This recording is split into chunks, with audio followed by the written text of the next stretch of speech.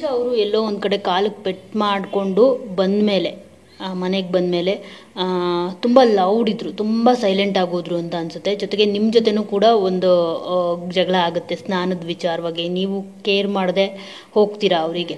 So ಹೇಗೆ ಏನು ತನಿಷಾ ಅವರು ಅಂತ ಅಂದರೆ ಸುದೀಪ್ ಸರ್ ಕೂಡ ಅವ್ರಿಗೆ ಹೇಳಿದ್ರು ಸೈಲೆಂಟ್ ಆಗಿರಬೇಡಿ, ಲೌಡ್ ಆಗಿರಿ ಮುಂದೆ ಅಂತ ಹೇಳ್ಬಿಟ್ಟು. ಓಕೆ, ತನಿಷಾ ಅವ್ರ ಬಗ್ಗೆ ಅಂತೂ ನಾನು ಹೋಗ್ಬೇಕಾದ್ರೆ ಅಷ್ಟು ಯೋಚನೆ ಮಾಡಿರ್ಲಿಲ್ಲ. ಅವ್ರನ್ನ ನೋಡಿನೇ ನಮ್ಮಮ್ಮ ಎಲ್ಲ ಹೇಳ್ತಾ ಇದ್ದಿದ್ದು ಬಾಯಿ ಬಡ್ಕಿಗಳ ಜೊತೆ ಇರ್ತೀಯಾ ಅಂತ. ಸೊ ಬಟ್ ಅವರು ಎಷ್ಟೇ ಲೌಡ್ ಆದ್ರೂ ಟಾಸ್ಕ್ ಅಂತ ಬಂದಾಗ ಟಾಸ್ಕ್ ಆಡ್ತಾರೆ. ಬಟ್ ಮನೆ ಒಳಗೆ ಬಂದಾಗ ಸಡನ್ ಆಗಿ ಚೇಂಜ್ ಆಗಿಬಿಡ್ತಾರೆ. ಆ ಥರ ಅವರು ಆ ಥರ ಪರ್ಸ್ನಾಲಿಟಿ ಅಂತ ಅನ್ಸುತ್ತೆ ನನಗೆ. ತನಿಷಾ ಜೊತೆ ನಂದು ಜಗಳ ಅಂತಲ್ಲ, ಒಂದು ಮಾತುಕತೆ ಆಗಿತ್ತು. ಅದಾದಾಗ ನನಗನ್ನಿಸ್ತು ಅದು ಸುಮ್ಮನೆ ಆರ್ಗ್ಯೂ ಮಾಡೋದು ಪಾಯಿಂಟ್ಲೆಸ್ ಅಂತ. ಸೊ ನನಗೆ ಯಾವ್ದು ಪಾಯಿಂಟ್ಲೆಸ್ ಸೆನ್ಸ್ ಇಲ್ಲ ಅಂತ ಅನ್ಸುತ್ತೆ, ನಾನು ಅದಕ್ಕೆ ಆರ್ಗ್ಯೂ ಮಾಡಕ್ಕೆ ಹೋಗಲ್ಲ. ಸ್ನಾನ ಮಾಡೋಕ್ಕೆ ಹೋಗ್ಬೇಕಿತ್ತು, ನಾನು ರೆಡಿ ಆಗಿದ್ದೆ. ಯಾವಾಗಲೂ ಮಧ್ಯದಲ್ಲಿ ಇವ್ರು ಬಂದು ಕಾಲ್ ಕೆರ್ಕೊಂಡು ಬರೋದು ಪಾಯಿಂಟ್ಲೆಸ್ ಅಂತ ಅನ್ನಿಸ್ತು ನನಗೆ. ಸೊ ಅದಕ್ಕೆ ನಾನು ಪಾಯಿಂಟ್ಲೆಸ್ ಅನಿಸ್ದಾಗ ಐ ಡೋಂಟ್ ಕೇರ್, ನಾನು ಆರ್ಗ್ಯೂ ಮಾಡೋಕ್ಕೆ ಹೋಗಲ್ಲ, ಇಲ್ಲ ಮಾತಾಡೋಕ್ಕೆ ಹೋಗಲ್ಲ ನಾನು. ರಾಕ್ಷಸರು ಮತ್ತು ಗಂಧರ್ವರು ಟಾಸ್ಕ್ನಲ್ಲಿ ತನಿಷಾ ಮತ್ತು ಸಂಗೀತ ಅವರು ಸ್ನೇಹಿತನ ಅಟ್ಯಾಕ್ ಮಾಡ್ತಾರೆ.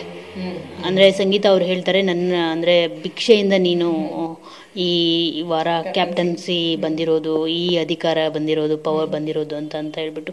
ಸೊ ಎಷ್ಟು ಅಟ್ಯಾಕಿಂಗ್ ಆಗಿತ್ತು ಅವರಿಬ್ಬರು ಸ್ನೇಹಿತವ್ರನ್ನ ಅಟ್ಯಾಕ್ ಮಾಡೋದು. ಅದೇ ಕಾರಣ ಆಯ್ತಾ ಅವ್ರು ಆಚೆ ಬರೋದಕ್ಕೆ. ಅಂದರೆ ಜಸ್ಟ್ ಲೈಕ್ ತಂಡ ರಚನೆ ಮಾಡಿ ಅಂತ ಹೇಳ್ತಾರೆ, ಅವ್ರು ರಚನೆ ಮಾಡಿದ ತಕ್ಷಣ ಬಯಾಸ್ಡ್ ಅನ್ನೋಕ್ಕೆ ಸ್ಟಾರ್ಟ್ ಮಾಡ್ತಾರೆ. ಅಂದರೆ ಒಂದು ಒಪಿನಿಯನ್ನ ಅವ್ರ ಮೇಲೆ ಹಾಕೋದಕ್ಕೆ ಅವರು ಪ್ರಯತ್ನ ಪಡ್ತಾನೆ ಇರ್ತಾರೆ ಇಡೀ ಟಾಸ್ಕಲ್ಲಿ.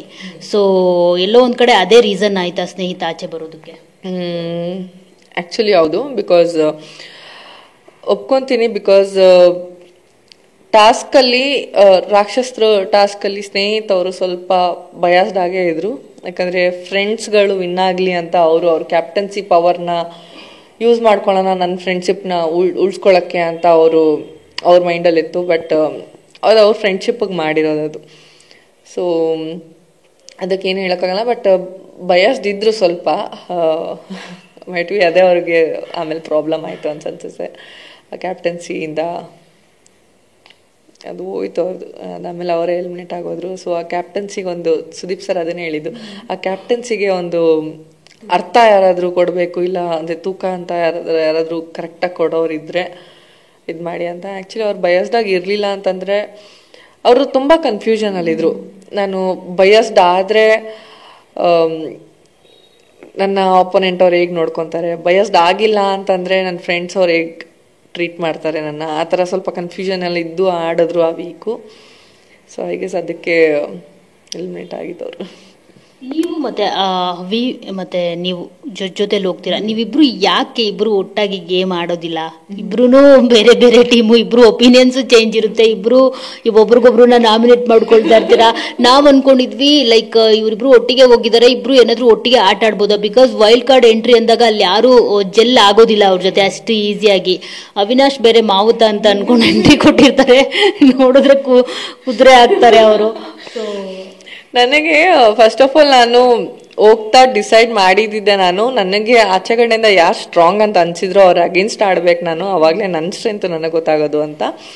ಸೊ ಅದು ಫಸ್ಟ್ ವಾರ ಒಂದು ತಂಡ ಮಾಡ್ತಾರೆ, ಮೈಕಲ್ ತಂಡ, ಪ್ರತಾಪ್ ತಂಡ ಅಂತ. ನಾನು ಸೆಲೆಕ್ಟ್ ಮಾಡ್ಕೊಂಡಿದ್ದು ಪ್ರತಾಪ್ ಅವ್ರ ತಂಡ. ಆ್ಯಂಡ್ ಮಾವುತ್ ಅವರು ಅವಿ ಅವರು ಎಂತಕ್ಕೆ ಮೈಕಲ್ ತಂಡ ಸೆಲೆಕ್ಟ್ ಮಾಡೋದ್ರು ಗೊತ್ತಿಲ್ಲ. ಬಿಕಾಸ್ ಮೈಕಲ್ ತಂಡದಲ್ಲಿ ಇರೋರೆಲ್ಲ ಆಲ್ಮೋಸ್ಟ್ ಎಲ್ಲ ಸ್ಟ್ರಾಂಗ್ ಪ್ಲೇಯರ್ಸ್ ಆ್ಯಂಡ್ ಕಾಣಿಸ್ಕೊಂಡಿರೋ ಪ್ಲೇಯರ್ಸ್. ಆ್ಯಂಡ್ ಅವಿಯವ್ರು ಸ್ವಲ್ಪ ಯೋಚನೆ ಮಾಡಬೇಕಿತ್ತು ಆ ತಂಡಕ್ಕೆ ಹೋಗ್ಬೇಕಾದ್ರೆ. ಅವ್ರು ಕಾಣಿಸ್ಕೊಳ್ಳಲ್ಲ, ಯಾಕಂದರೆ ಕಾಣಿಸ್ಕೊಳ್ಳೋದೇ ಸ್ಟ್ರಾಂಗ್ ಕಂಟೆಸ್ಟೆಂಟ್ಗಳು. ಸೊ ಅವರಿಗೆ ಫಸ್ಟ್ ವೀಕಲ್ಲಿ ಅವ್ರು ಯೋಚನೆ ಮಾಡಬೇಕಿತ್ತು.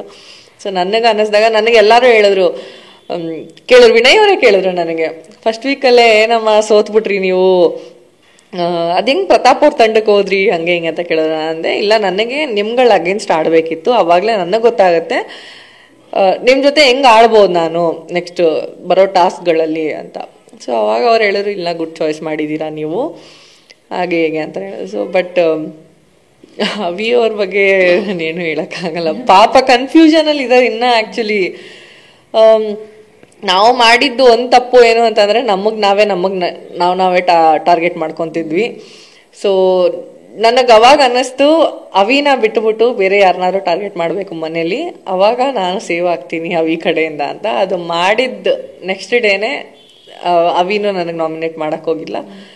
ಅವಾಗಿಂದ ಸ್ವಲ್ಪ ಇಬ್ರಿಗಿಬ್ರು ಸೇವ್ ಮಾಡ್ಕೊಂಡ್ಬಂದ್ವಿ. ಈ ಕೆಲಸ ಮುಂಚೆನೆ ಮಾಡಬೇಕಿತ್ತು ನಾವು. ಬಟ್ ಇವಾಗಲೂ ಅನ್ಸುತ್ತೆ ಅದು ನಾಮಿನೇಟ್ ಮಾಡಿದ್ದು ತುಕಾಲಿ ಅವ್ರನ್ನ ಮತ್ತೆ ಸೇವ್ ಮಾಡಿದ್ದು ಸಿರಿ ಮ್ಯಾಮ್ನ ಸ್ವಲ್ಪ ತಪ್ಪು ಅಂತ ಅನ್ನಿಸ್ತು ನನಗೆ ಆಚೆ ಬಂದಾದ್ಮೇಲೆ. ನೀವು ಪ್ರತಾಪ್ ಟೀಮಲ್ಲಿ ಇರಬೇಕಿದ್ರೆ ಪ್ರತಾಪ್ ಫಸ್ಟ್ ಕಾರ್ತಿಕ್ ಅವ್ರನ್ನ ಆಚೆ ಇಡ್ತಾರೆ, ಅದಾದ್ಮೇಲೆ ನಮ್ರತಾನ ಆಚೆ ಇಡ್ತಾರೆ.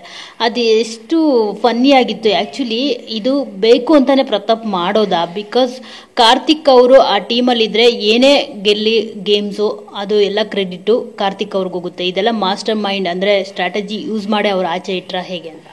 ಸ್ಟ್ರಾಟಜಿ ಯೂಸ್ ಮಾಡಿದಿದ್ರೆ ಆ ಟೀಮ್ ನಾವು ಗೆಲ್ಲಬೇಕಿತ್ತು. ಕಾರ್ತಿಕ್ ಇಲ್ಲ ಅಂದ್ರೂ ಗೆಲ್ಲಬೇಕಿತ್ತು.